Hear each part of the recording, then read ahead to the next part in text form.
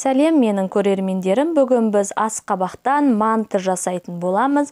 Көріп тұрғандарыңыздай асқабақты, пиязды, картопты майдалап, кубиктап турап аламыз. Ішіне 200 грамм фаршымызды қосып, жақсылап дәмдеуіштерін, тұзын салып араластырып аламыз. Одан кейін қамырымызды осылай кішігірім дөңгелек қылып жайып аламыз да, қамырымыздың ішіне жаңағы фаршымызды салып, осылай әдемі қылып түйеміз.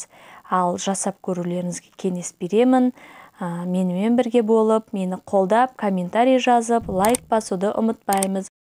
Қолдап, комментарий жазып, басқа да қандай қызықты тағамдар және лайфхактар қалайсыздар, комментарийға бөлісіп отырсаңыздар, мен қуанып қаламын. Ал сау болыңыздар, жақсылықта көріскенше.